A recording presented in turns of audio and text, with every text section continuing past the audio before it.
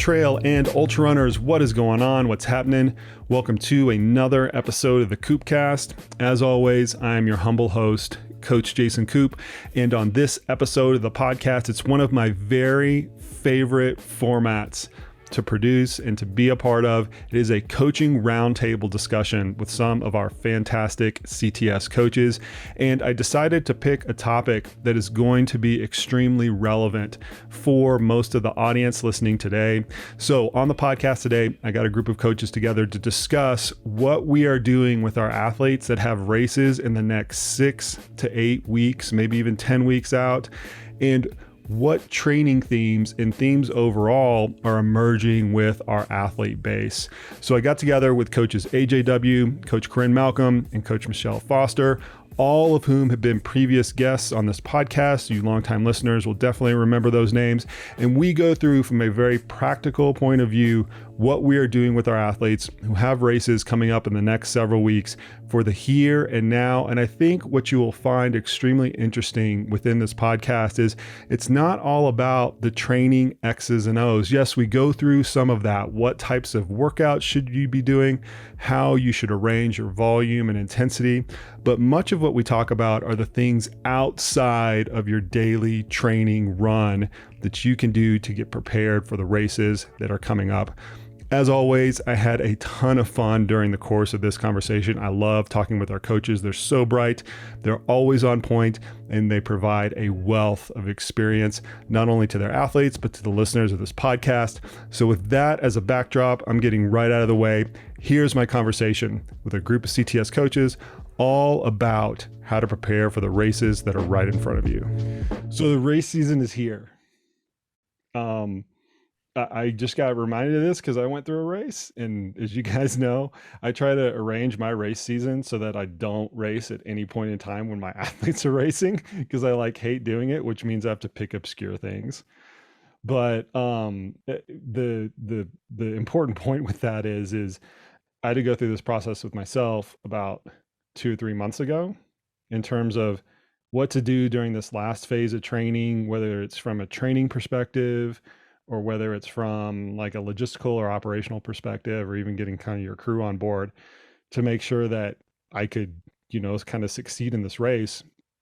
And now it's coming full circle with the athletes that I work with, where it's almost kind of taking that blueprint and then phase shifting it forward a few months. So what I wanted to do during this podcast is hear from all of y'all, since you've got each of you have a good stable of athletes, and they're all going through this race transition phase where they're starting to race in May, June, July, August, in terms of what you are doing with your athletes and what are some of the most common themes that are getting pulled out of that, so the audience can kind of learn from that and go, oh, okay, this is what I need to start thinking about right here, right now, since I've got a race 6 weeks down the line, 8 weeks down the line, and things like that. I just came up with another one just during that intro that I just made up. So I'm going to go over that too. All right. So Andy, you're going to kick us off. What are you going through with your athletes right now as they're entering the race season? Thanks, Koop. Great to be on again, by the way. Hi, Michelle. Hi, Corrine. I'm going to share a little tale of 2 athletes, if you don't mind. I have 2 athletes. I'm not going to use their names. They're both in Western states.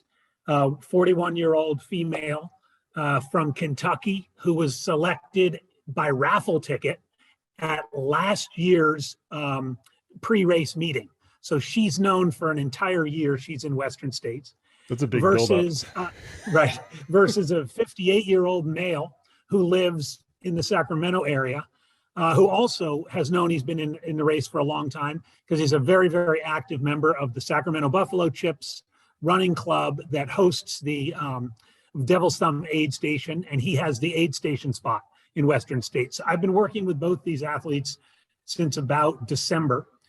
And right now, I am on the one hand with the 41-year-old female from Kentucky, trying to keep her calm, and with the 58-year-old male who practically lives on the course, try and make sure he realizes that this is a big deal. He has He's a very experienced runner, but he's run Western States exactly once, which was 17 years ago in 2005. He has one other 100-miler, which is Rio del Lago in 2017. So while he's an experienced runner, experienced racer, he's a relatively inexperienced 100-miler. My runner from Kentucky has exactly one 100-mile finish at the 2021 Burning River 100. So the training has been very traditional Western States, with some speed work and VO2 max in the late winter and building into tempo in March. Both of them did 50K tune-up races and then 50-milers or 100Ks. And so they're coming down to the wire in their training. The gentleman from Sacramento will be able to go to the Western States training camp, and he already has knowledge of the course. The 41-year-old from Kentucky, unfortunately, can't. She has a wedding that weekend, so she's doing her modified Western States training camp the weekend before in Kentucky. So I have one athlete who's never seen the course before and will only see the course on race day, and another athlete who knows the course like the back of his hand. And so working with these two athletes and their goals has been a real strong theme of the last month. Oddly enough, the gentleman from Sacramento is really worried about the heat. He's doing a lot in the sauna, starting his sauna protocol right now. The woman from Kentucky is not at all worried about the heat. They have plenty of heat out there. She's worried about the course and the climbing and so forth. So what the mess, I guess the takeaway is I'm talking about managing, as Corrine and I have talked about before, managing the hype or lack of hype of a big race like this. We're recording this in mid-May. It's still 5.5 weeks from Western States. So there's still a fair bit of training to be done. So taking care of doing the training, taking care of the logistics. My woman from Kentucky has everything dialed in, Pacers crew, everything else. The gentleman from the area is like, oh, I still got time to figure that out. So it's a little bit of a challenge. And it's actually one of the reasons I think it's really nice to have a coach, because we can work with different athletes in different ways. And I can assure you that with these two, there's no like cookie cutter recipe that they're doing. It's really different and really unique. And this is where managing the training with managing all the other stuff that goes around getting ready for a big summer race is really a balancing act.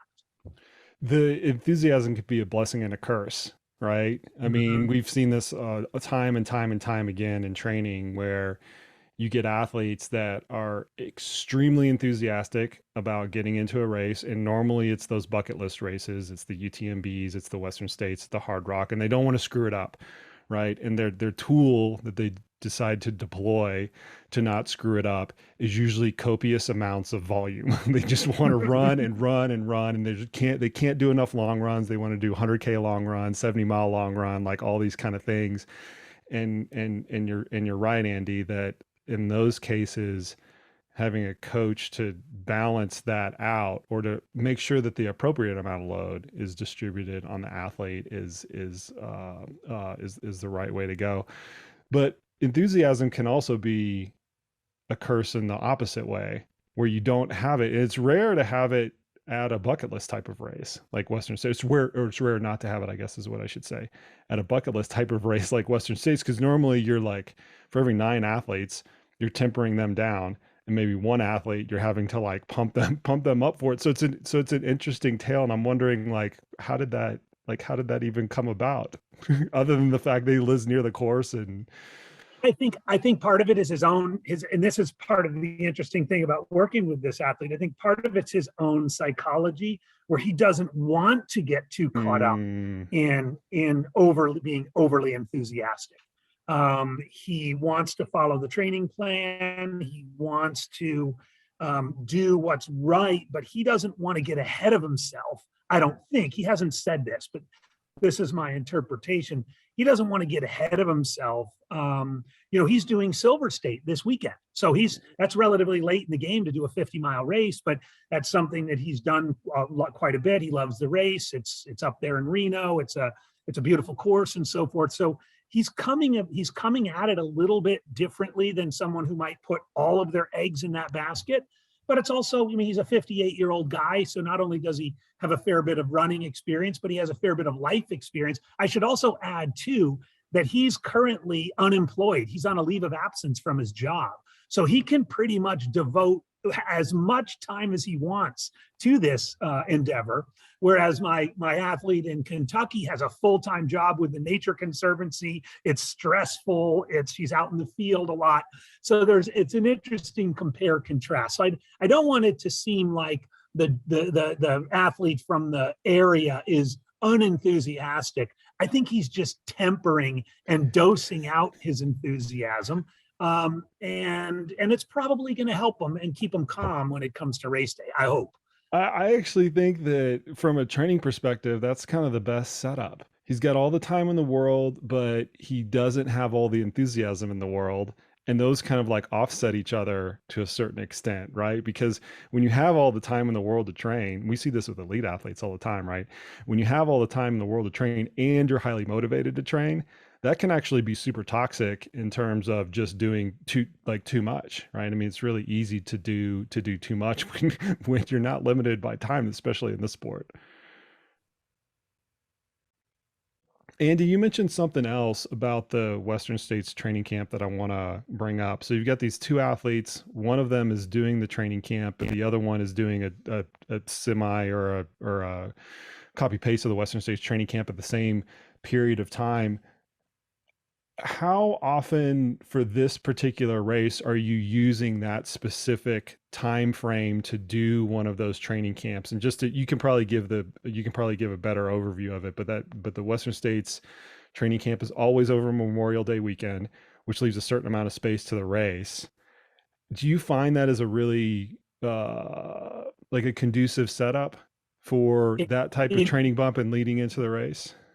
I think I most of the time, when I mapped out long range plans for my 14 or so athletes that are doing 100-milers sometime, we're talking about the window, right, from June to August. So when I think of the 14 athletes I have right now who are doing 100-milers between June and August, for all of them, in the initial long range plan, suggested a 3-day training camp, preferably on the course, but if not on the course, if that's prohibitive, somewhere similar to the course, between 4 and 6 weeks out from the race. The mileage of the Western States training camp is 70 miles. You do the last 70 miles of the course spread over 3 days. That training camp can vary from 60 miles to 75 miles, but I really like the idea of the 3 days.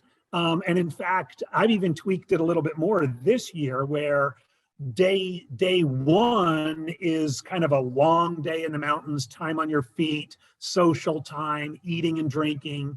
Day two is a little bit more up tempo, a little bit more less wasting time at the aid stations, and then day three is, seeing what you have left in the tank and running on tired legs, if you will.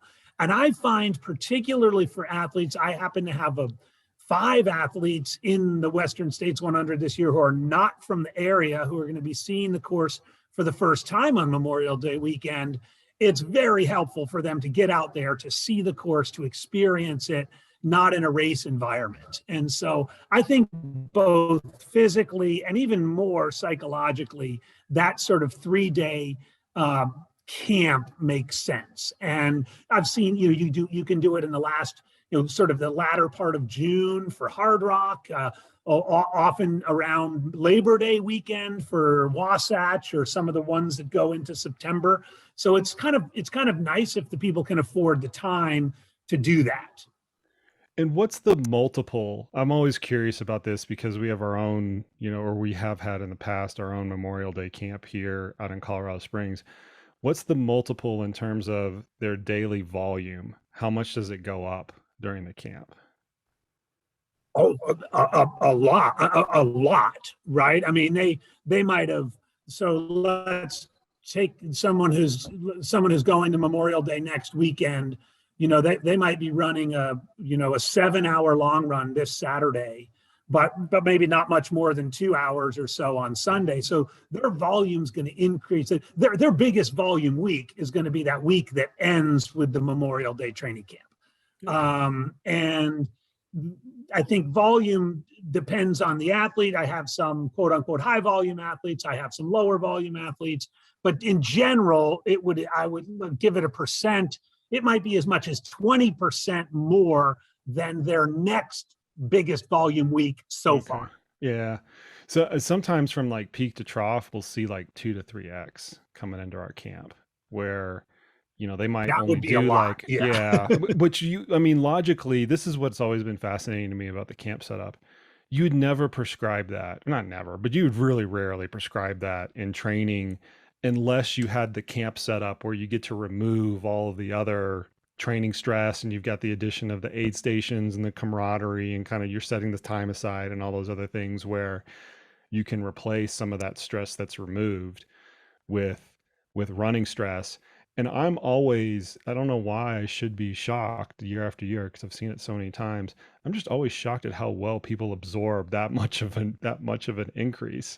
And interestingly enough, like when I talk to some of our like international colleagues, like I think Guy Millet, who's been on the podcast before, he mentioned this when we were just talking offline. He's like, "Oh yeah, we do this all the time. Like in Europe, weekend comes around and it's 6 hours, whatever. During the week, it's 1 hour of whatever." And he's like, we can handle it. And we don't know why. It seems stupid on paper, but for whatever reason, we can actually handle it. I think the other thing I'd just like to add before we move on is I also think it's a really great time to take care of, the shoes you're going to wear in the race and the nutrition you're going to take in. And if you're going to wear a pack or use handhelds or use poles or, to get all of those kinds of variables taken care of over this 3-day period is really, really helpful, in sort of removing those questions when you get closer to the race. Here's the key with that. I'm so glad you mentioned it, is there's time to course correct if you've screwed it up. Like if you do something on one of these long runs or during this camp, nutrition wise, equipment wise, or whatever, that you have then decided you are not going to use during the race, you generally have enough time to find an alternative solution, to find a new pack, to find a new pair of shoes, to find a new lube combination, or kind of like whatever it is. If you're doing that 2 weeks before the race, that's typically what puts you in trouble, because then you end up, doing the proverbial don't do anything new on race day. You're kind of forced into that position, or you've like backed yourself into a corner where you actually have to do that. So I'm really glad that you mentioned that it's an opportunity not just to reap all the physical pieces of this, but in addition to that, look at some of the equipment choices, look at some of the nutrition choices that you're making and things like that, and get that ironed out as well. It's never going to be the same during the race, but it's your closest proxy possible. Sweet. Okay, we're going to move on to Michelle. Michelle, what are you going through with your athletes? I know you've got a lot of athletes that just raced recently. Mm-hmm. So you can either take us back in time or you can go forward to the future. So you guys actually got into a little bit what I was just going to get into about all the gear and things like that. Because I have some athletes that are going into some mountain races and time where they're going to be out all night, or at least most of the night. And it's kind of a change from those maybe 12-hour day races. So like right now, like with the poles and the lights and all, and just, I mean, if you're not the people out there winning the race, you've got some time between aid stations. You're going to be carrying more on your back that you might not be used to. And if you do all of that on race day, that's going to be a lot to take in, and just fumbling around and trying to use it. Like, I don't know how many people are like, I hate poles because they use them for one run and they're tripping over them. And I love them, but I use them as much as I get a chance to. I mean, the tools aren't any good if you haven't taken this time leading in to get used to them and know how to actually utilize them best. I've had my athletes run in the daytime with headlamps before. even though they obviously don't need them, but just because they have no opportunity to like put on that piece of gear for 6 or 8 hours, and you know that they're going overnight, just to make sure it's comfortable. Like you can look at the specs and determine if there's enough light, and then maybe you're making a guess if they actually like the light pattern, right? That's the kind of leap of faith that you're making. But yeah, go out and run with your headlamp for a 5 or 6 hour long run at 1 in the afternoon. You might look like an idiot, but at least now you know you're not fumbling around with it. It's not like front heavy, right? Which is the issue with a lot of headlamps, especially if you haven't used them all that often. It gets front heavy and starts banging you in the eyes. You don't want that happening during the race. Have you ever done anything else like that where you know they're not going to need to deploy, and anybody can answer this, they're not going to need to deploy that piece of equipment during the training run, but you have them carry it or, you know, lug it around or whatever during the training run anyway? Poles for sure, Yeah. like getting those in and out of a pack, and or just, I mean, you don't need poles for an hour run, but if it's a steep enough hill that you can actually practice with them, why not? I mean, just get so you're not even thinking about them anymore. Yeah. I haven't done the headlamp thing, but I've definitely had those morning runs where you only need it for 15 minutes, but then you've got to carry it around with you for the rest of the time.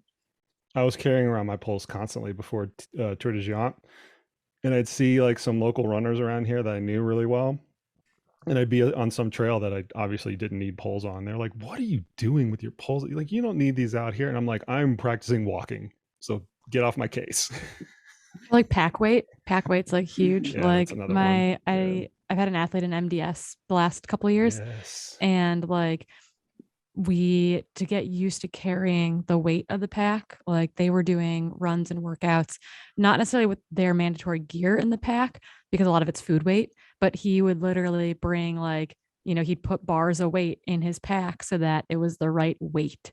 Yeah. Because, you know, and then we were trying to cut weight, you know, like how few, you know, kilograms are going into the pack type of thing. But getting used to that pack weight, even for races like UTMB with those mandatory kits, or Cocodona or any of these 200s, like that's a huge component. Like, is your pack comfortable? Who Yeah. knows?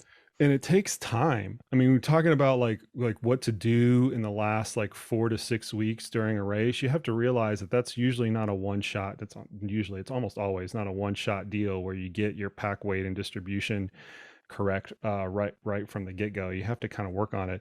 The second thing that I'll mention, I'll pass it back over to you, Andy, is that it's becoming more and more common.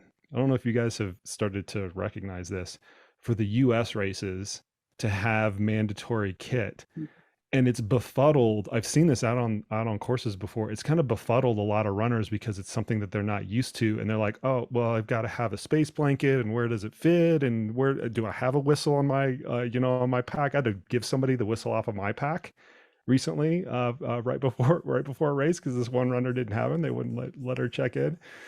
So anyway, I just think that theme of having mandatory gear, which we're not used to here in North America, is going to start to become more and more common. And this greater emphasis on training with all of that stuff more consistently is going to be another theme. Andy, did you want to tack onto that? Yeah, because I'm going on the other side of the boat to this. I have an athlete training for 100. He's realized he's pretty fast, and he's not going to need a pack on race day. He's going to be able to go with handhelds, and he never run with handhelds before. He's run. I was like, dude, you don't need them. The aid stations are 5-6 miles apart. You can just. So he went and did a 50-miler, Orcas Island 50, pretty hard 50 up in the Northwest, and he used handhelds. It went great, but he was like, Andy, my shoulders and arms were killing me.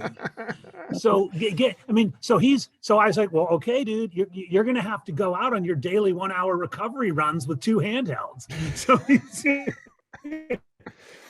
So he's similar to you running around, with your poles when you don't need them. This guy's running with 2 handhelds filled with water, for an hour run in the cold of Seattle. Yeah, because once again, I That's mean, great. during your big training runs, right, you want to use a different kind of equipment setup. So I mean, that makes all the sense, and that makes all the sense in the world. A little bit rare to go the other direction though. Old school, Andy. Use the handhelds. No, I had an athlete. I had an athlete who experienced that at Javelina a couple of years ago. Like Yeah. he was running with like the lead women, and he was like, "I'm carrying so much stuff." He's like, "I watched them blow through aid stations, and it actually changed how he approached like different races. Like he'll do races like UTMB and Mogi on these really hard, technical, slow races, but then he'll also do races like Javelina, and you don't have to carry the same gear for those races. So I think that's a great, like, you can go lighter. You can remove the security blanket of the pack sometimes and take that bottle or whatever it is, which is pretty cool. Here's a good round robin question. Maybe we can kind of like go around the room and answer this. At what point before the race do you start to determine with your athletes what equipment they are going to need during the race? I'll give you my window. I'll be the guinea pig on this. Mine is about 8 weeks. Like before that, I'm kind of like, man, we can figure it out, at that point. Maybe it's 12 weeks, but somewhere between that, and that's a significant chunk of training right there. That's where I'm like, okay, this is the gear that you're going to use. Not that you use it every single day in training, but at least so then you have the time. If you need to buy a new pack, if you need to buy new shoes, you need to like get your gaiters sewn on for any of these like desert races and things like that. You're not like trying to shoehorn it, all pun intended, into the last like two weeks of training. I've always just felt that time frame gives the athlete enough time to like basically go on Amazon and buy stuff. Like, I don't know how else to put it. Like, because you're gonna have to like purchase some equipment. What do you guys think? What do you use with your athletes? I'd be about that time range too. Though I would say too, like if people are scared of the race, you have to watch that there's not too much like last minute, what's gonna make me finish this race? Like what are all the extra things I can get and shove in my pack? And like I've had people decide that because of the weather, they were gonna start the race wearing like an extra jacket and pants and things that they would never wear at that temperature on a normal day. And then they got too hot and it got kind of into a hole at the beginning. So some of it's making sure, like you said, starting that time out and not panic buying or panic utilizing. I think another advantage of it, I want AJW and Corrine to jump in here too. I think another advantage of it is for some races, if there's an anomalous section, like one that's really short or one that's really long, that's what usually the more problematic situation. So every aid station is like 2 hours between aid stations. Then you've got one that's like 8, which that happens a lot in races. It forces you to think about that scenario. Like, am I going to change my gear? Do I have the opportunity to change my gear right before that? Or am I just going to go, do I have to go the entire time? And I have sometimes an empty pack is just as uncomfortable as a heavy pack because it's meant to carry stuff.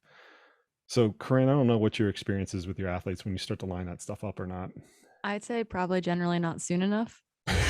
I think that's a fair procrastinator. A fair answer by nature. Well, yeah, maybe it's me. Maybe it's that. Maybe it's all of us. I don't know. I think so. For races like UTMB, for example, or MDS, these races that are in air quotes here, like so extreme that you like have to have stuff dialed ahead of time, as opposed to like most US races where maybe there isn't a mandatory gear kit, that kind of thing. Like I'm working right now with all of my UTMB athletes on a lot of them are having to buy a new pack. Yeah. Right. Yeah. And they're trying to acquire all their mandatory gear now so they can practice with that at some upcoming like long weekends. Same with like MDS, like way in advance. And then I feel like sometimes I'll say we get caught off guard, maybe too close to some races with that are in less of the extremes, just assuming that what we normally do is going to work. And that has definitely probably caught myself or athletes off guard sometimes in that, or not. We've had anomalous weather, like at certain races, like Hellbender was horrendous recently. Yeah. Like the weather there is generally not good, but it was really not good a couple weeks ago. So I think it's like, I don't know. I would say I generally probably don't do it soon enough particularly in regards to races that I have not deemed extreme, which does not mean that they're not extreme. It means it's not MDS, UTMB, Western States, or Badwater. But that's like, I should probably be thinking about this at other races as well. Okay, I'm gonna call you out on this, Corinne. I know why you specifically, not you as a coach, but you as an athlete, leave it to the last minute. And this is a failure point of many, many, many elite athletes, is you have so much crap from your sponsors. You think that you have everything, and you probably do, but you don't like use it actively or pack it actively during training. So then when the race goes around, or when the race starts coming around, you're like, man, I got everything I need. Like, I've got 7 big boxes of stuff behind me and a whole, It'll be for, fine. for the Adidas athletes, a whole 5 closets worth of coats, because So that's many like jackets. Adidas. That's Adidas thing, is they just give everybody copious amounts of jackets. But I see this with elite athletes a lot, is because they get so much gear, they fail to realize this is the gear that I'm actually going to need during the race. And I'm going to need to figure out how to carry this around, how to deploy it on race day. And they are typically the worst. They are the worst last minute people, because you see them at UTMB, they're trying to like futz their jacket out of their, pack, because they've never done it before. And is this really that waterproof or not? Like, it's just hilarious. It's super light. Yeah, It's no, super- my that's my right. mandatory tights are definitely nylons with the feet cut off. So no, but I get that. I definitely was sewing a pack at Western States in 2019, the day before the race, Yeah, because God, the so packs that classic. they sent didn't have the pocket I wanted. So But classic. I have very specific wants. They're not needs, they're very specific wants. And sometimes those do not come through. So honestly, like, yes, do I have copious amounts of jackets? Sure. Do I have a single t-shirt I can race in because I'm not a tank top person? No. No, because t-shirts are not part of our kits. And I would really like a t-shirt, and I would really like shorts that have more than a 3-inch inseam. So sponsored is fun. Yeah, let me not. just say for the record, nobody should feel bad for the sponsorship athletes at that point, or for the sponsored athletes at that point, because it's their own undoing. We don't want to let you guys off the hook. Oh yeah, no, it's definitely our own fault. All right, AJW. I'm 3 months out, Coop. I'm gonna have them, Yeah. because I'm a big fan. And if you have something, if an athlete has something to worry about and be stressed about, they're going to be stressed about it. So the sooner they can decide what gear they're going to use, what gear they're not going to use, when they're going to, even if it's an extreme race, right? An extreme race where it's 90 degrees during the day and 20 degrees at night, or where there's a chance of snow, or UTMB is going to require their winter gear. Do get all that. If my UTMB athletes, they're doing that, like Corinne's, they're doing that right now. My Western States athletes decided 2 months ago whether they were going to go pack, handhelds, or some version of both, right? Because let's keep in mind, you can swap these things out. You were mentioning, you can have 5 miles, 5 miles, 5 miles, then all of a sudden 12 miles between aid stations. You might go handheld, then get your vest and go for the 12-mile section. So I'm more of a planner, certainly more of a planner than Corinne in this regard. And so I would say, if you could talk to any of my Western States athletes, and I'm drilling them like, okay, what shoes, what socks, what headlamp, what packer handhelds, or some mixture of both. I think I'm just a fan of that, because it just removes the worry about that, of sewing the night before, or, oh crap, I forgot this, or whatever. I'm a big believer and advocate for not panicking the day or the week really of the race with all this stuff. Like, if you can just chill, sit back, kick your feet up, that all your equipment is in order, that your crew, right, is in order, and you don't have to stress about all that stuff. Great. And I know a number of you, Corinne might touch on this, but Andy and I have talked about this before. Have your crew meetings 2, 3, 4 days before the race, not the night of. Because then everybody, what about this aid station? Do you want the, quesadillas folded in half, or do you want them cut into thirds? You shouldn't be worrying about that stuff at 10 p.m. on Friday night before a Saturday race, but that's what everybody wants to do, because sometimes it's logistically, the easiest thing to do. But if you really think about it, it's like, let's just get on a Zoom call and do all this on Tuesday, and then it's out of the way. You guys can come out to Olympic Valley and enjoy yourself, or, do whatever. I did my crew meeting with my wife before Tour de Jaunt, like when I was in Chamonix the week before. So that way she got here, she could tour around Italy. We didn't have to worry about anything. Here's the one pizza place you need to go to. Done. So easy. I'd say too, make sure you're actually reading the rules and the mandatory gear list.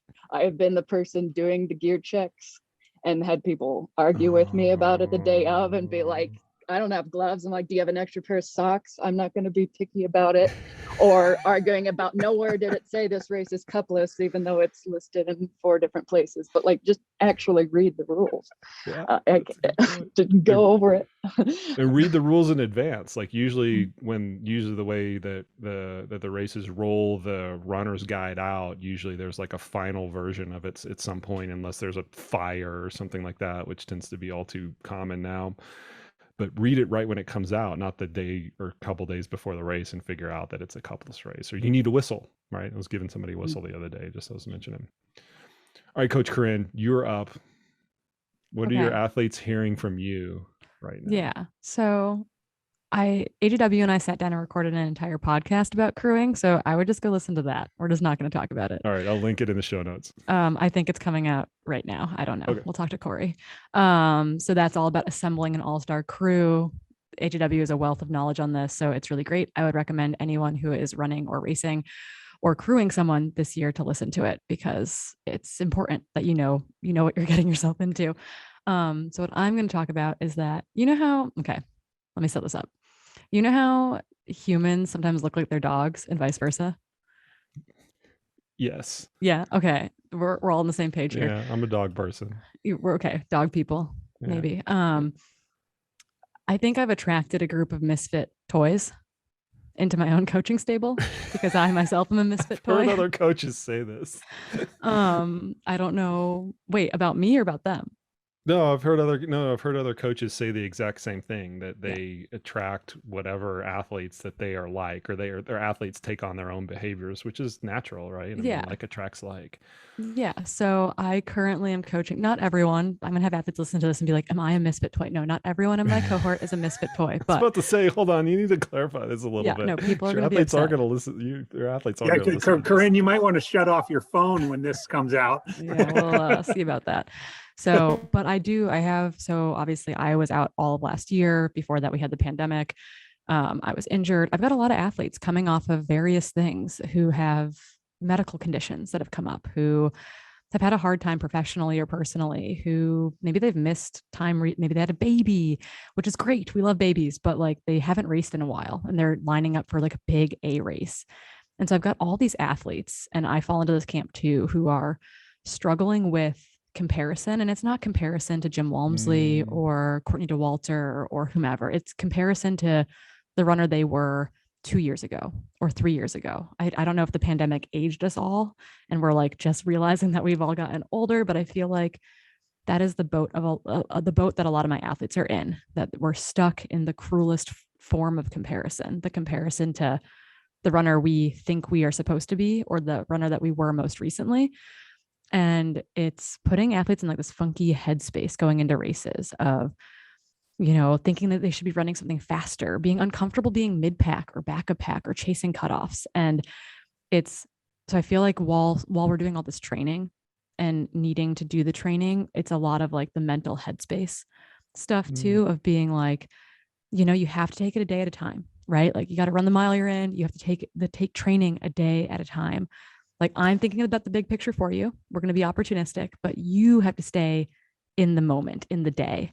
Because if you worry that this workout was horrible today and we dwell on it for the next 4 days, that doesn't serve us either. And so I feel like while I'm not a therapist and people should just see therapists in general, I feel like there's a lot of that going on in training logs right now of, like we got to stay in the moment. We got to run the mile we're in. We got to take this one day at a time. Because we are getting caught up, or for some reason, I've got a cohort of athletes caught up in kind of this comparison loop that's so vicious. And so we're working through that right now in a big way. So you recently went through that yourself at Madeira. Can you talk about that, like just personally in a way that a lot of athletes can also learn from? Yeah, like Madeira for me, I wrote about this recently and I said, I'm not speaking in cliches. Like getting to the start line was huge, and getting to the finish line totally was a victory. Like I was so happy with that performance, even though, I was, 4 hours behind Courtney or something. But I think that in the 2 years going into that race, like there was a lot of doubt that crept in, right? Like, am I going to like running? Am I going to enjoy ultra running again? Can I run ultras again? is it going to bum me out if I'm not as competitive? What are my expectations for myself? Like, I had to go through all of that. And what I found too was truly like the day by day thing was so important, but also just like going in without expectations, like going in just to do the run. Like, I did not feel like a veteran at all. I felt like a total rookie on the start line, and I've definitely made some rookie mistakes as well. But I had to go in without expectation because I had to put the ego aside, because it was going to be a really long run if I spent 18 and a half hours or whatever it was, like beating myself up for not being faster. So I had to go in ego aside. I don't want to say I had to put my competitive ambitions on the back burner, because that's like hard for anyone to do, but I had to just be in every single moment and not worry about place or time or, you know, feeling like there were external expectations for my own race. I had to lean into like what I needed out of the race versus what I thought anyone else needed from me in the race. That's not easy to do when you've been, I mention this to elite athletes all the time. That's not easy to do when you've been to the top of the mountain. Like when you've been really good and you've been on fire, and everyday athletes can, relate to this as well. When you've been that person, irrespective of how long it was ago, it could have been 6 months ago, it could have been 6 years ago, it could have been 16 years ago. It's hard to come back to that level that you just mentioned, Corinne, where you want to respect the training that you have done for that specific thing. And that alone has to drive the process and the value that you get out of the entirety of it. And I think a lot of athletes are going through that right now, just post-COVID, just because they haven't raced in a while. They're behind the eight ball for a myriad of reasons, right? Yours specifically was compounded by injury, but there's a lot of other athletes out there that just, they just didn't train that much over the past couple of years. That's fine. There's nothing wrong with that, but you got to realize that that's what you're coming to the table with. Yeah. Or athletes who maybe they were able to train a lot over the pandemic because their job went remote. Yeah. But I've got athletes who are going back to the office, who are traveling to work again, right? Like we all oh my have God, I athletes gotta like work that. now. Yeah, that have to go to the office, that have to go commute again, who have to, go to Boston or DC or wherever they need to go to like do these work meetings, right? And that I think is also throwing athletes for a loop, because not to say we're backtracking on training, but we do have to we have to adjust to whatever their current reality is. And I think that has been really hard for athletes who are stepping up to big races to be like, well, my training looks different this spring than I did last spring. I'm like, yeah, you had different life stresses last spring than you do this spring. And I think that's I don't know. People get really hung up on this idea of like their peak week has to be X, their long runs have to be Y or Z. They need to do this specific training race. And if any of those things do not happen, how could they possibly do the race successfully? And I've had athletes, and I've had myself included in this, have gone back to the same race year after year with very different training, and things turn out just about the same or better. And so I think it's important to recognize that like what you were able to do in one season or one buildup might not look the same, like once again, comparison to yourself the next season, because maybe you've added a new family member, maybe you're traveling more for work, maybe work changed altogether. Like all those things are super important and are stressors. And so you can't expect things to stay the same. Well, I think one of the best things about this sport, long distance ultra running, is we really don't ever have to retire. I mean, I pound on this a lot. There are a lot of athletes who were elite and they're not elite anymore. And so they're not entering races. And to them, I say, come run races, get a sense of what it's like in the mid pack. I remember when it happened to me, it happened pretty suddenly, where I went from being sort of in the top 20% of races to being in the mid pack. And when I really realized it is when I looked at an aid station and I said, this is what a picked over aid station looks like. I had always been to aid stations where like they had just filled up the cups with the M&Ms and all the sandwiches were fresh and everything else. And one day I get there and it's like a picked over aid station with aid station volunteers asleep on the cots. And I was like, this is what I've been missing. But I really do believe Corinne's got such a great point. You have to change your mindset. you can't compare. I mean, this is what I hate about Strava. I get these updates about, someone who beat my my segment somewhere, and it was like, oh my God, that was like 12 years ago. That's not me anymore. But I think it is important, if we want to continue to stay in the sport, to constantly readjust our goals. And I think it's been accelerated by COVID, right? Because people have been out of the sport, not by any desire of their own. And then they're like coming back, and it's like, whoa, it's different now. It's different for me. It's different for them. And how am I gonna function in that? So I think we need to remember, we all do this because we love it. And that's what makes it the most meaningful to us. Not winning, not having boxes full of Adidas jackets. I mean, I said for years, eventually I'm going to have to buy my own shoes again. Eventually Corinne's going to have to buy her own jackets. And that's okay. Oh, I've got jackets for years. I was about to say, I've got them cashed away. Corinne's going to have jackets till she's like an old grandma at this rate. I can tell a humble experience just from being a coach as long as I have been. I've made more mistakes coaching through the failure to realize that people are different from year to year to year. That by far has been one of my, if not my biggest source of coaching error. And even with young athletes, even with athletes that are in their mid-20s or early 30s, not recognizing that they're a different athlete from year to year to year in whatever way, either from a work-life perspective or just an athletic perspective. And the way that manifests in like the coaching X's and O's is that you're not adapting to the individual nature of that person. That person is a different individual in 2022 than they were in 2021, than they were in 2020. And sometimes that's subtle, you don't change all that much. Sometimes it's a lot. And as Andy, you mentioned, right, you went through a very drastic change from one year to the next. And if you were to have just copy pasted your training from, the early 2000s, that would certainly be a failure point in you trying to like figure out your own training. So, message to the athletes that are out there, irrespective of whether you're DIYing your own training or you've got a coach, you're a different person from year to year, and your training needs to be reflective of that, in the same way that it's reflective of the different nature of the events that you're training for, right? You need to individualize for both of those components. I think that's a really important part. I'm glad you have the mid-pack aid station story now, Andy, to tell that everybody can relate to. You're a common folk, just like everybody. Okay, so I've got two things. The first one's the easiest one, so I'll tackle that right off the bat. First one, don't get COVID. Seriously. So I traveled this weekend. I flew on a plane for the first time in a while, and the first time since they lifted all the mask mandates. And I'm not going to get political about anything like that, but still, I think not getting COVID is an athlete's biggest ergogenic aid right now. Outside of whatever other recovery modalities you want to use and nutritional supplements and things like that, if you just avoid the negative of not getting COVID in the last 6 weeks leading up to your race, and I've had athletes recently that have gone through this, and we'll figure it out, but it's problematic.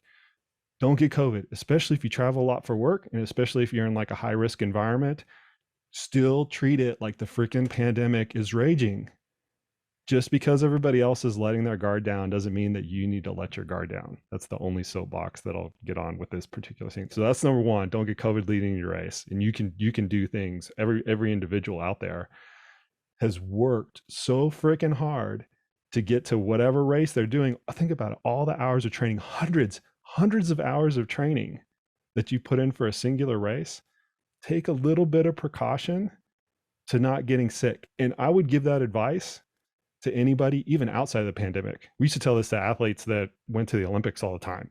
Carry your own pens, stay away from sick people, wash your hands all the time. Like we were saying this in like for forever when athletes would travel around internationally, because we realized that getting sick unwinds unnecessarily in many cases a lot of the hard-earned training that you've done. So first thing, don't get sick, don't get COVID.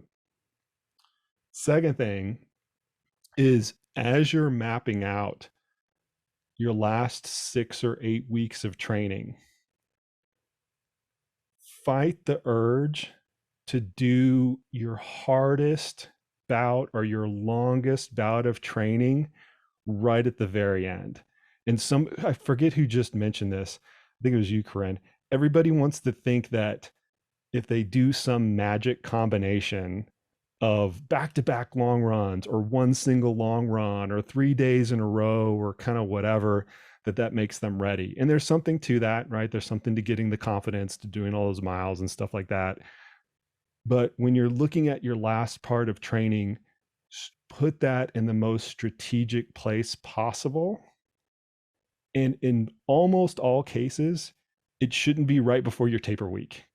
If you're doing the biggest volume of training, your biggest acute volume of training right before your taper week, you could be, and many times you are making, the classic mistake of having your highest acute training load coincide with your highest chronic training load. And you could get away with that. You might be able to get away with that, and it might be a benefit, and we can, debate that or whatever. But in most cases, that's going to be too much or counterproductive or kind of extend your taper or have some other sort of negative consequence. So what I would encourage athletes to do is whatever magic you think is going to come about from those 2 or 3 days, your training camp or whatever, give yourself enough time to do that and then fall back into normal training so that you're not trying to shoehorn it in all at the very end. And I've made that mistake. I've made that mistake personally, like a dozen. I used to go on a Leadville Trail 100. I had a 50-mile run like right before the taper. And finally, when I look back at my training, thanks to my fellow coaches, they'd be like, "You're an idiot. You're doing your longest training run right at the very end. Like, how dumb is that? Like, you should be smarter than this." So anyway, that for the athletes that are out there, that especially the ones that are kind of DIY in their training, you always want to do something to kind of crescendo your training. Be sure that it's not all at the very, very, very end, and give yourself enough space to do that big block of training such that it's not going to have any residual coming into the race. So that's what I'm going through with my athletes, particularly that are racing in like the July and August timeframe. We're trying to orchestrate when the training camps that Andy mentioned, when the training camps would typically occur for those athletes. And I'm just trying to give them as much space as possible. Yeah, I think that I've kind of looked at that as like, I don't necessarily like a long taper, but it's kind of like we start the taper and it's this kind of gradual thing. Like I'm a big fan of really big weeks, like 3 weeks out, 5 weeks out, that kind of thing, with even like kind of a like that 3, 4, and 5 week out window is kind of like a little block. And then they still have a long run the following weekend after that 3 week out mark. And then it's kind of like you still have like 12, you still have 2 weeks after that in a way. That's like the true, like, quote unquote taper. Yeah. I just think I see this time and time again, and it just happens all too often, I think, with self-coached athletes, where they think that every week kind of builds off of each other naturally, right? But it's actually the opposite, right? You get more fatigued as the weeks go on, and then you remove the stress, and then you become less fatigued. So whenever I see that, I see it enough to understand that you can get away with it, because the longest single training run that you're going to do, or the longest single training block that you're going to do, is typically at a relatively low intensity. So sometimes you can get away with that mismatch of having, all the cumulative stress and all the acute stress being at the same time. You couldn't get away with it if there was a lot of intensity in there. That would definitely be a huge red flag. But sometimes you can get away with it when it's all low intensity. But I just think that there's a better way to orchestrate it. And plus, here's the other thing I just thought about. What if that run goes wrong? Yeah. What happens mentally or physically, right? Like if it's a huge risk. Like I've had this conversation with the athletes recently too, about like practice races as well, as like, cause they've got a B race on the calendar. And it's like, well, and they'll be like, is the timing wrong on this? And I'm like, yeah, I'd be more keen if that was a week earlier. Right. Like, cause if for some reason, it does go wrong, you do tweak something. Like I want enough time for you to come out of this type of thing. And I feel like if you do a 50-mile training run 2 weeks out from Leadville, right? Like that's just the amount of risk to like the risk reward ratio there is way off, I think. Yeah, it's I think it's kind of playing with fire, because once again, physically you got to get it right, psychologically you got to get it right, and there's no if you're doing it, we talked about this earlier in the podcast. I think it's great that it's coming back full circle right now. If you're using those long runs to go through your nutrition, go through your equipment, all these other things, now you don't have as much time to course correct, right? And so you've compounded all of these errors like all at once. Like just that's my message, is just give yourself a little bit of space, right? So that you don't feel like you're pressing the whole time. And I think that just makes the training more reasonable when people are setting it up, if you just give yourself more time and more space. But B, if you want to change something, if you want to try to tweak something or optimize, you're not under this like huge time pressure to do it in the last 2 weeks where, you might make compounding errors and, change your shoes at the last minute or go on a 3-hour run because you want to test your new socks out or something like that. Yeah, you don't have enough time to course correct any of those things that you're quote unquote trying out for the first time. Like that should be happening on those big weekends, those big runs, 7, 9, 12 weeks out type of thing, getting like lots of time to make those changes and those tweaks, as opposed to, your last run before the big day. Yeah. So I had a lot of questions about this. I'll answer this in podcast format. And I've been trying to do less and less of this year, just talk about my own training, but I think this is a decent segue. So for Cocodona, I did a 4-day training block about a month out from I'm looking at it right now. I'm trying to count the days. Yeah, about a month out from the event. And then the week after that, I basically took that training block and I cut it into 2 days. So once again, the highest acute block was 4 weeks out. It was coming kind of right off of a little recovery phase, but I didn't increase it the next week. I literally cut it in half. And the week after that, I cut that in half. So I could make, and this kind of all went out the window because of the fire situation, but that's neither here nor there. If I needed to make any sort of equipment changes, or I overcooked myself, during those 4 days or whatever, I had enough time to even back off more in the subsequent weeks. That's the other thing that I think that's dangerous about leaving the last thing until the very end, is you're always guessing a little bit, right? In training, you try to make the most educated guess possible in terms of training load or training volume, but it's still a guess. And even if you're a super experienced coach, we're all experienced, really good coaches here, you can still get that equation wrong. You can still do a little bit too much or not do, or not do enough. And when you have more time to course correct, right, it's just a better situation because you can course correct in either direction. If you did a little bit too much, you're a little bit over fatigued, you can course correct on the doing less the next week. And then if for whatever reason, if you don't feel like you got enough out of that last long block, you can titrate up a little bit. There's nothing wrong with that. And then all that training stress just kind of ends up coming out in the wash. But the catalyst for it coming out in the wash is giving enough space so that you have the time later down the road and you're not trying to friggin' shoehorn everything at the very last minute, like we've been talking about this entire time. Well, I'm not putting too much emphasis on that one big run. Thing. I just got my first DNF at Quad Rock 50, not because I couldn't make the cutoffs, but because it wasn't my A race and I was behind goal. It was hot. I didn't want to be out there anymore. And 10 more miles of beating myself up just didn't feel worth the risk anymore. And I felt like I got what I needed out of it. And so I called it a day. And I don't think that means I'm suddenly going to have a horrible 100-miler in a month because I DNF'd this one race. Yeah, I just had the same conversation with an athlete. And it was Quad Rock, and it was really hot. It was the hottest day I think y'all have had. I think that Colorado's had this spring, at least the Fort Collins, Boulder, Denver area. And yeah, same thing. B race, big goals are down the road. The goal was to go in and just kind of test things out, in part because we were working through a knee thing, and the knee held up, which was great, but there was no reason to kind of be out there longer. So it's exact same thing, and having to have that conversation of okay, well, going into a race with the mindset of like, if I need to drop, I can type of thing, I think was really hard on this athlete, but also recognizing that like this has no like future, like forward looking negative implication for your ability to complete the big goal coming up.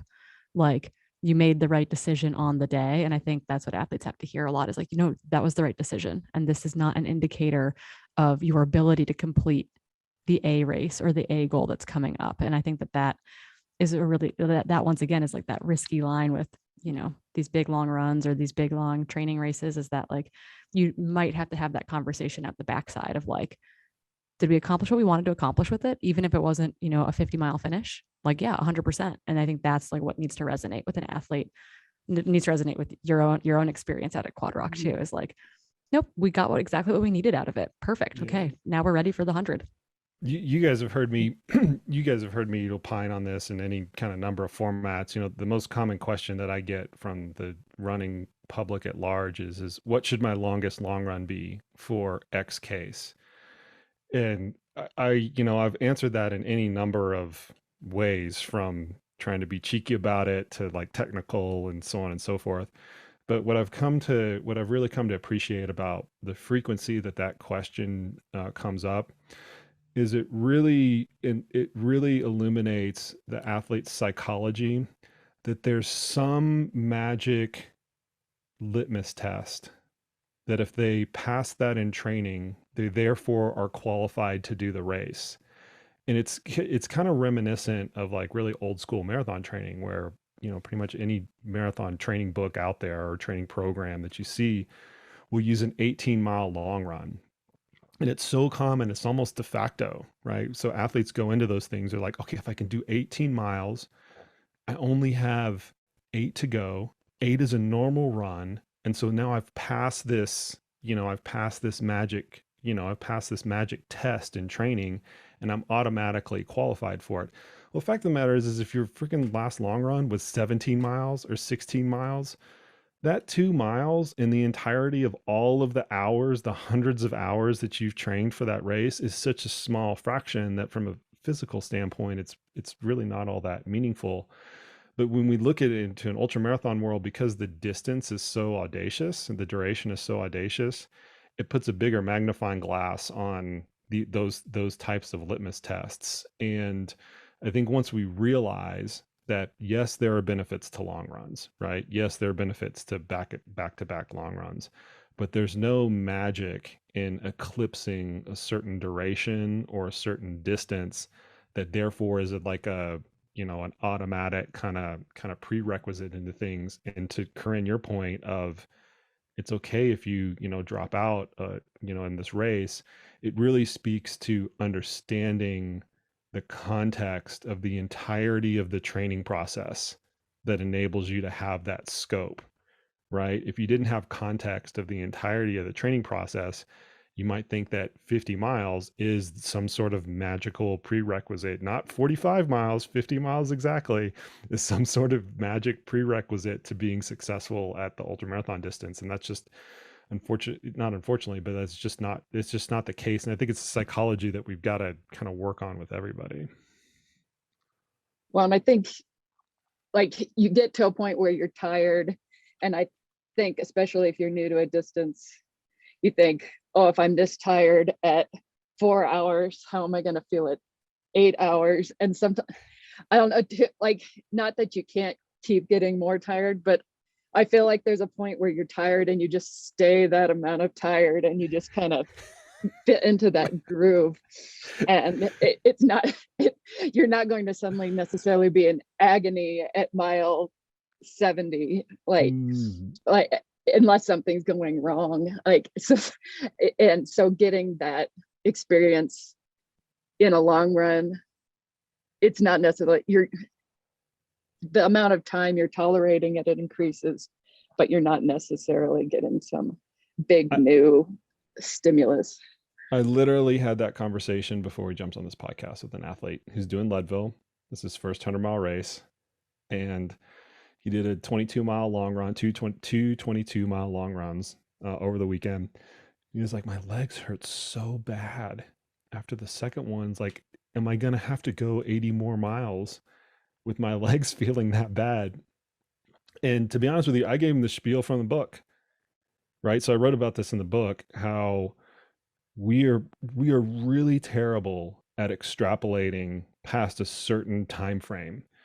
There's this construct within the psychobiological model of fatigue called the perceived exertion endpoint interaction. And I know that sounds like a lot of psychobabble, but it's literally how it's described.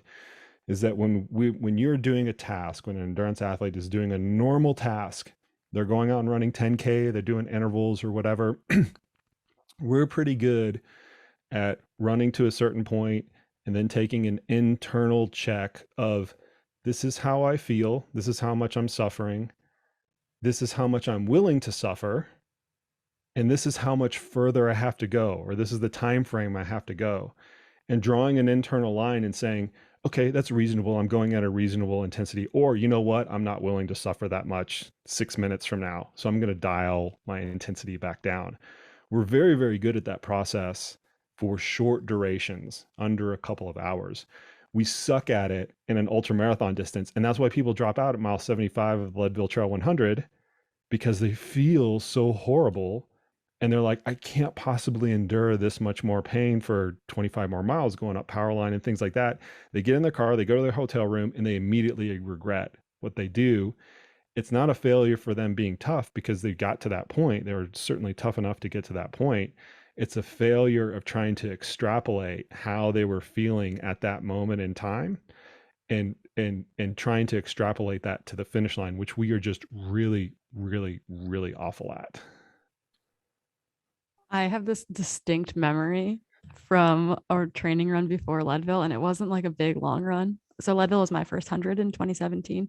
I remember this. And I remember getting in, and I was supposed to do CCC that year as well. And I was like, I've got to choose just Leadville. But I went out for a training run. It was like an 8-mile training run, and it was a loop. Like there's no way to cut the loop. It's a loop, and the loop itself is 6 miles, and I was planning to add on. And I felt horrible. I mentally wasn't in it.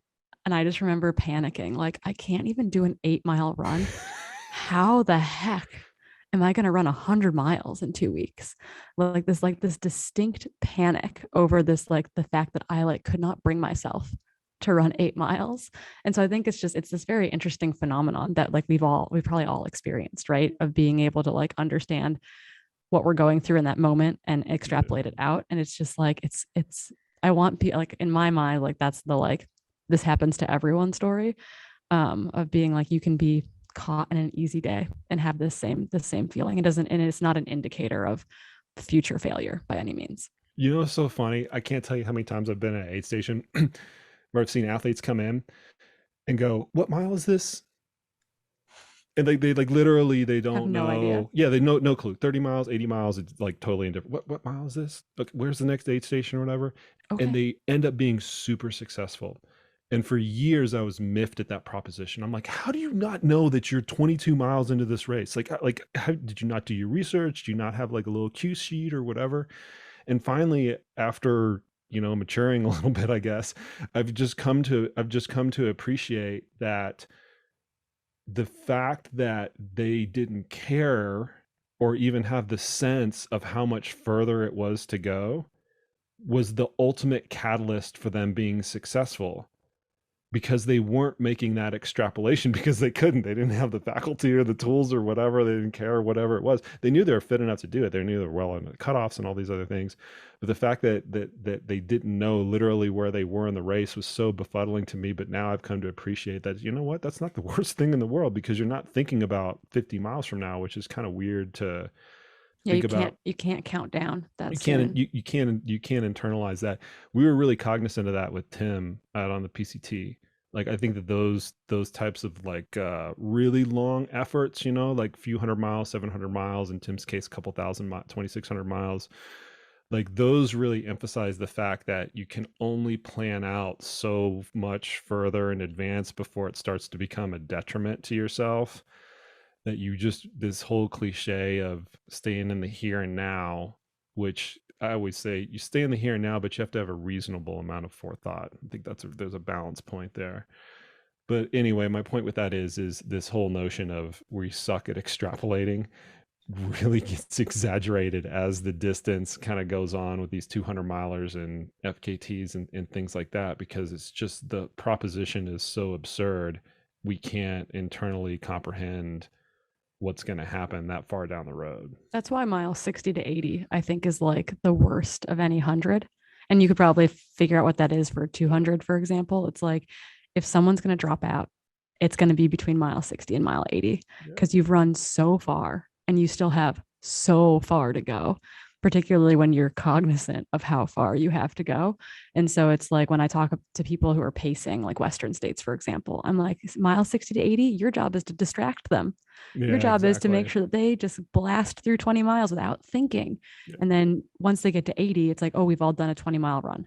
Right. Same with like the 18-mile thing. Like, oh, we all know what that is. Like you're counting down finally type of thing. Yeah. And so it's like, yeah, you can't really extrapolate that, but it's that crux of like that 60 to 80%, I guess, is maybe what it is. Like you've been out for so long, but you can't quite figure out how far you have to go still. Well, the research backs that up, and I can't remember the name of the author right now. I'll link the paper in the show notes. The research backs that up, and it also happens to coincide with kind of the worst time early in the morning for most reasonable runners, not elite athletes, obviously, but for most people that are running kind of in the middle of the pack, of where it's right around 2 to 4 a.m., for a morning start type of race. And so you've got this confluence of all of these negative events. They've been out for a long period of time. They're coming around to the prototypical witching hour, which has biological significance around it as well, right around 2 and 4 in the morning. And they've got 60 or 80 miles underneath their legs and underneath their minds. And sometimes that confluence of events is just too, it's just too much for people to handle. But Corrine, your point is actually really well taken, where there tends to be like a kind of a linchpin. And I actually think that we're like going down a crazy rabbit hole here. I actually think that athletes are really well served to know that by like looking at the race, and coaches too, looking at the race results from years previous and figuring out where the failure points are. This isn't like not indifferent from any, scope of training type of activity that we would go with our athletes. But looking at a race, and I always bring up Leadville because it's so apparent, and saying everybody drops out at outward bound, right? There's more DNFs there than at any other point in the course. If you know that, and then you get your crew on board and you get your pacers on board and whatever other resources that you have, lock the car. Don't let me get in the car at miles. Anywhere else you can let me get in the car. Don't let me get in the car here. Just drive the car away, right? Which is what people have done there before. Like just drive away. Don't give me the option. If you know where those more common failure points are, they're there for a reason, is what I'm trying to say, right? There's usually a biological reason for it. There's a physiological reason for it and a psychological reason for why those all happen to occur right around the same time, or the majority of them occur around the same time. And you can use that knowledge and leverage it for your everyday athletes to be more successful, and just by avoiding those pitfalls, right? Because as we know, and Corinne's very famous for saying, a lot of ultramarathon training and racing success is just terrain trap avoidance, right? You're just trying to avoid the negative, and then you just find, the very stereotypical and cliche success by lack of failure. I want to just point out that was an edit in the book that I had to fight for. They're like, what are terrain traps? I'm like, welcome to Avalanche Education 101, where these are things we're going to avoid. People, I mean, that's why like people know that the first 50K of High Lonesome is so hard.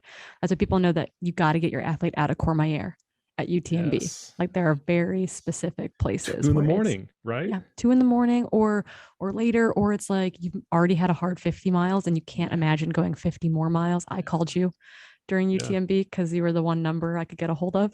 Yeah. I knew I was awake at that time of day to just tell me to get to the next aid station. And that's like sometimes all it is, right? It's just like, just go to the next aid station. We'll see you at the next aid station. Just keep moving. And generally that's enough, I think, to get you down the road. So we'll add that to our list, that we are our very illustrious list of what athletes should be looking at right now. If you're in the mid pack or the back of the pack, look at where people drop out, identify that point, and bring your reinforcements to that point, right? Bring your psychological reinforcements to that point, knowing that you're going to go through that at that point in time, or you're likely to go through that point at that time. But bring your crew in, tell them that that's a prototypical failure point. If you happen to have pacers, let them know about that as well. Bring the Red Bull and friggin' coffee and chocolate covered espresso beans and kind of all the, all of the, all of those little tricks to stimulate yourself through those wee hours of the morning or whatever. I think that's another point that we can add to this list in terms of what to be looking at in this last 6 weeks, or what are the potential failure points of the race. Yeah, it's like Western states where your crew sees you at the top of a big uphill at like every major crewing point. And it's like, yeah, your runner's probably going to look bad and maybe unhappy because they've been going uphill for an hour and it's warm out. So like maybe don't ask them how they're doing and like put some ice on them and then just make them go run down the next downhill and things will be better. So everybody looks this bad up here. Yeah, everyone looks horrible up here. You're doing great. Yeah, I think that can go for anyone, for the front of the pack to the back of the pack, as far as like knowing where those key moments are that are going to be really hard, and prepare yourself, prepare your crew, know what your goals are, right? Like my UTMB experience was one where I wasn't prepared to be out there for 30 hours mentally. I knew exactly what I wanted to run. And when I was super sick and was walking a lot, like I wasn't mentally prepared to be, I could have walked it in for sure, well under cutoffs, but I like wasn't mentally prepared to do that. So you've got to figure out those plan B's and C's and what you actually want out of it beyond being under X, Y, or Z time or X, Y, or Z place, because that's not going to happen every time. You have to know why you're out there otherwise. People don't appreciate how hard that reset is in real time. Like, because I've seen a lot, I go to a lot of races, you guys know that. I've seen a lot of athletes that have had to go through that. Well, I wanted to be here and now I'm here, reset. And sometimes it's like, just give them 20 minutes at the aid station. I watched you give a friend of a friend a pep talk at CCC one year, in which you said, okay, you feel bad. Okay. You're not doing well. And the guy was like, no, yeah, I'm just not doing well. And you were like, to whose standards? To your standards or to someone else's standards? Yeah. And he was like, to my standards. And you're like, okay, well, that's just like, you got to decide if you're going to get over that or not. Yeah. He was otherwise fine, but he wasn't willing to like reset. Yeah. But that's what it needs. Yeah, it's like my approach with that. This is, once again, we're going to end up with a 4-hour podcast here. My approach to that is just give them space. They've got to make the decision, but you have to like arm them with what they don't know at that point. And usually, what they don't know at that point is that like they're so hyper focused on what just eluded them, the time that just eluded them, the place that just eluded them, or whatever, that if they really wanted to, they could walk to the finish line. And they could do what AJW just mentioned, enjoy the picked over aid stations and making new friends and, locomoting at a different speed and seeing a course at a different time of day and stuff like that. And if you can get your head around that, that's not the experience that you thought you were going to have, but it's the experience that you are going to have now because of whatever the situation is. If you can kind of like get over that, most people are so incredibly grateful after the end of that they, were 10 hours behind what they thought they were going to be, or kind of whatever it is. I've always found a lot of meaning in that, but I think that the common catalyst, and I haven't always been successful at this, the common catalyst has always been just give a lot of space, especially for people who have the space. They're not pushing the cutoffs or whatever. Sitting down at an aid station for 20 or 30 minutes, just to like get your head wrapped around your new experience that you're going to have. That's usually 20, 30 minutes well spent. As you know, you can kind of like make that up over the course of the next, 30 or 20 miles or whatever it is. That time doesn't simply evaporate. You usually get in a better mood. That's enough of a rabbit hole. Y'all have been good sports about this. Thank everybody for coming on the podcast today. I hope the athletes that are listening out there now have at least a few things that they can put on their punch list in the last 6 or 8 weeks leading up into a race. It is getting that time of year right now. My driving calendar with my van is now currently packed for like the next 8 weeks. So I'm super excited about it. I'm super excited to see y'all out at some races as well this year. It's race season. And if you're one of my athletes listening to this, hit me up. We'll talk about the gear that we haven't talked about yet for your upcoming race. Yeah, Michelle, you have any messages for your athletes that are listening to this? Oh, I think basically the same thing. No. Don't make the Yeah. mistakes that I'm making. Right. Listen to everything I just did wrong. Yeah. All right. Thanks to both of you guys. I appreciate it. Andy had to jump off a little bit early. Thanks to Andy in retrospect. This is really fun. All right, folks, there you have it. There you go. Much thanks to coaches AJW, Corrine Malcolm, and Michelle Foster for coming on the podcast today. I could do this format for forever. I mean, I really have a good time talking to those folks. And we actually have a coaching continuing ed going on right after I get done recording this outro. And I can't wait to talk to them again about something right then and there. I think we're going over an athlete schedule review or something like that. I hope that this podcast provides a little bit of a peek into the window of what our coaching practices are like, because I do feel like pulling back the curtain a little bit is extremely enlightening for the athletes and the audience out there. And I hope that all of you that are preparing for the races are not only thinking about your longest long run, like we talked on the podcast, but also about some of the other things that you can do to enhance your race experience and take advantage of all of the training that you have done throughout the entirety of the process. Appreciate the heck out of each and every one of the listeners out there. And as always, we will see you out on the trails.